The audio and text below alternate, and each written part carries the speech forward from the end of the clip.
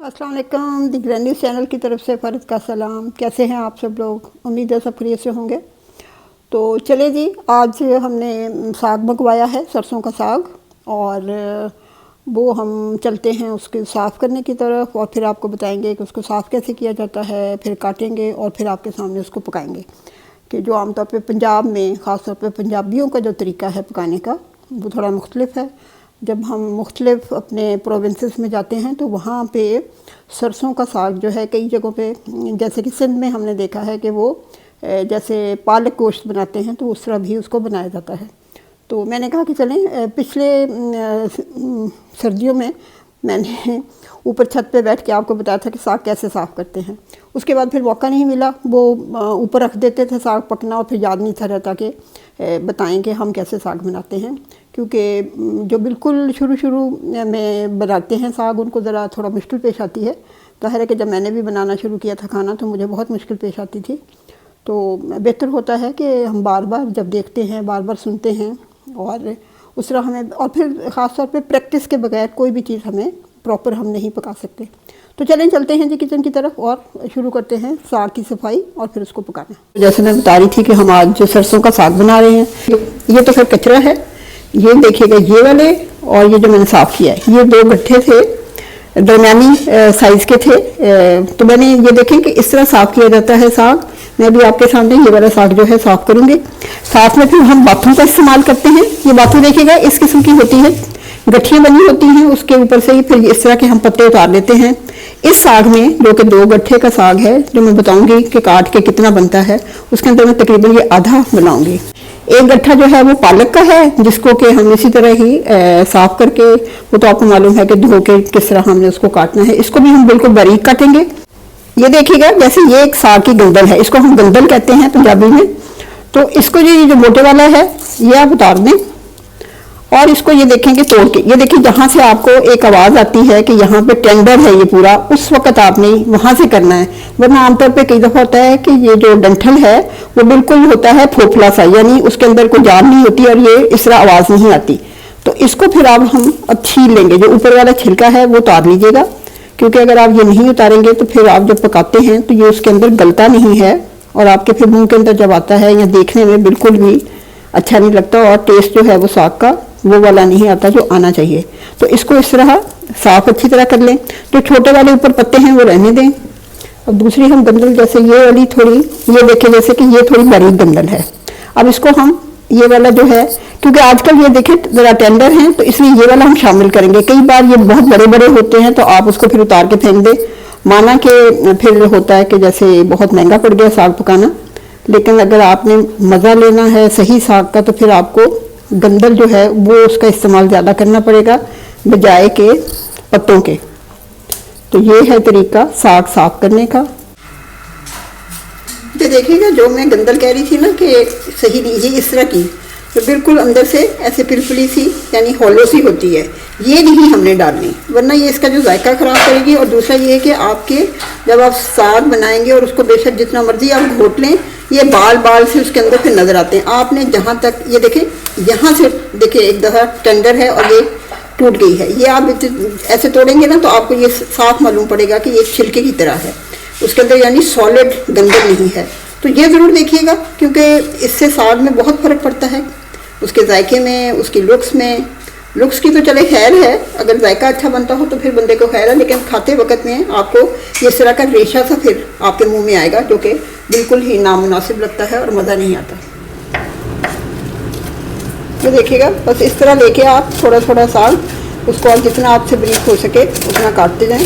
क्योंकि अगर आपने प्रेशर कुकर नहीं इस्तेमाल करना, देगचे में बनाना है, तो फिर जितना बारीक होगा उतना ही जल्दी आपका गल जाएगा। और सबसे बड़ी बात यह है कि जब ये उबलना शुरू होता है तो फिर धीमी आंच पे ज़रा पकाना चाहिए, ताकि साग एक तो पके अच्छी तरह, और फिर दूसरा ना उसका पक के थोड़ा सा तलाहट की तरफ जब उसकी कलर आता है तो समझे कि उस वक्त साग का जो जायका है वो अच्छी तरह से आपको फिर महसूस होता है। 1 गट्ठा पालक का था, साथ में 2 गट्ठे जो कि मैंने बताए थे आपके तकरीबन दरमियाने दर्जे के थे, ये वो वाला साग है जो काट के रखा है। फिर इसके साथ ये जो बाथू जो मेरे पास गट्ठी थी उसकी आधी मैंने ये रखी है, और इतनी क्वांटिटी में मैं सब्ज़ मिर्ची इसके अंदर डाल रही हूँ।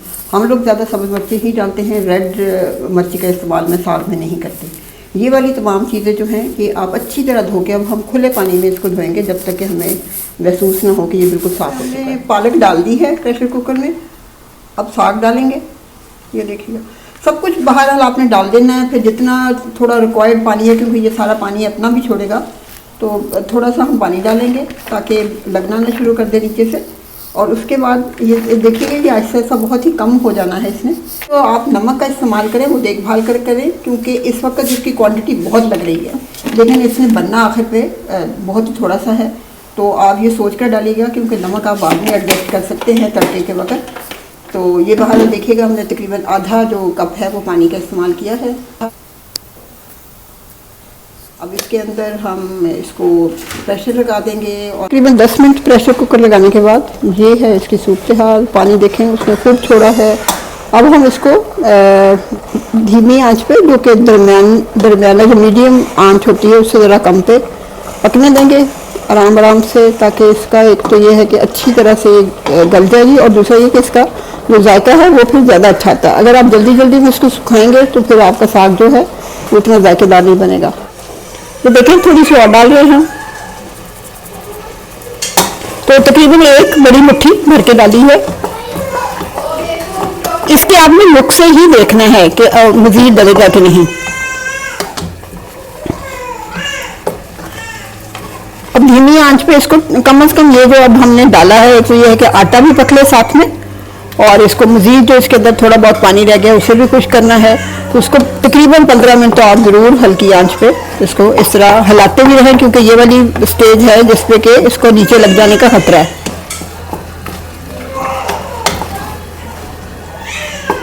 साग जो है वो हमेशा, अब जैसे हम तड़का लगाएंगे, अगर साग आप ज़्यादा मिकदार में बना रहे हैं कि भाई वो रखा रहे बार बार, ज़ाहिर है कि इतनी ज़्यादा मेहनत रोज़ रोज़ नहीं होती, तो आप फिर ये करेंगे कि साग बना के किसी स्टील के देगचे में डाल के ठंडा करके फ्रिज में रख दें। फिर जितना आपने खाना हो दिन के हिसाब से उतना निकालें, फ्रेश तड़का लगाएं लहसुन का और उसको यूज़ कर दें।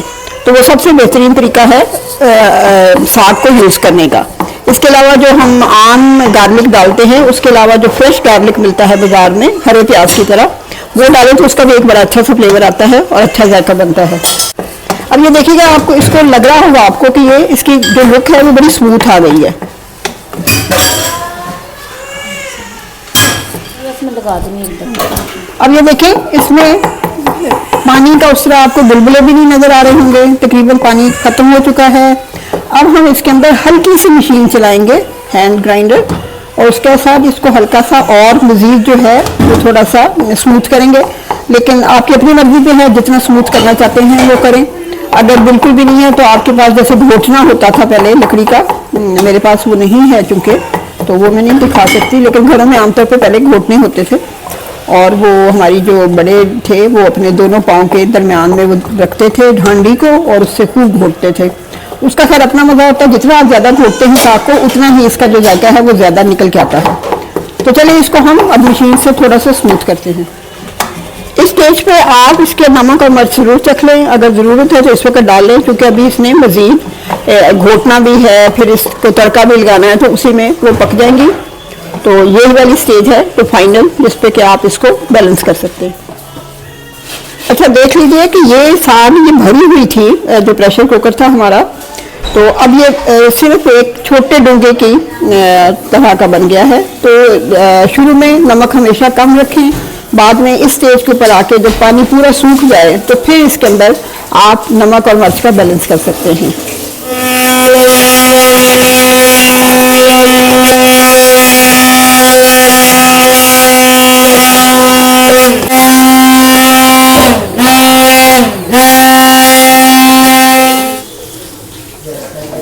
घुट जाने के बाद देखें ये वाली शक्ल है। मजीद अगर कोई घोटना चाहता है तो और भी घोट सकता है, लेकिन हम इतना ही रखेंगे।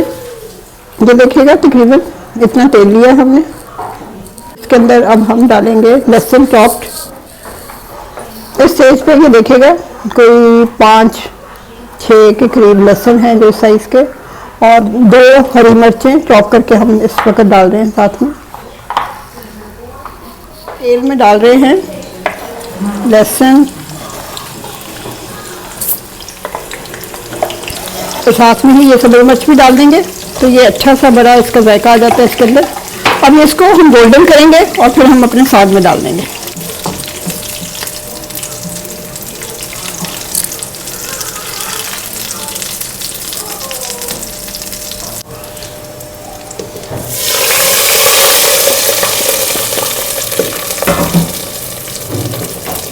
अच्छी तरह मिक्स करके इसको ढांप के रख दें और फिर जब यूज़ करना हो। अच्छा, ये जब ताज़ा ताज़ा बनता है ज़ाहिर है कि उस वक्त खाया जाता है, क्योंकि साग ऐसी चीज़ है कि उसका आप वेट नहीं कर सकते, आपको इतना मज़ा आ रहा होता है। लेकिन ये कि जब आप इसको रख के, जैसे अगर आप दोपहर में बनता है और शाम में खाएंगे तो उसका जायका जो है वो ज़्यादा अच्छा होता जाता है वक्त के साथ साथ। तो 2-3 दिन तो बहुत ही अच्छा ये हो जाता है फ्रिज के अंदर। फिर लेकिन कई लोग ये हैं कि वो ज़्यादा बना लेते हैं, ज़ाहिर है बड़ी फैमिलीज होती हैं तो इसके ऊपर रोज़ रोज़ मेहनत नहीं हो सकती। तो वो फिर यही है कि आप उसके पोर्शंस करें और अगर ज़्यादा देर तक यूज़ करना हो तो फिर फ्रीज़र में डाल दें, और जो कुछ दिनों के लिए है 3-4 दिनों के लिए, वो आप फ्रिज के अंदर रख के उसको यूज़ करते रहें। ये देखिएगा, ये है पंजाबी तरीका साग को खाने का। चोपड़ी रोटी के साथ, मकई की रोटी भी बना सकते हैं, किसी दिन हम मकई की रोटी के साथ पेश करेंगे। और ये देखिएगा साग, ऊपर खूब सारा मक्खन या फिर घर का मक्खन हो तो वो भी डालें और इसको एंजॉय कीजिएगा। ज़रूर ये वाली रेसिपी आप ट्राई कीजिएगा। Thanks for watching. खुदा हाफिज़।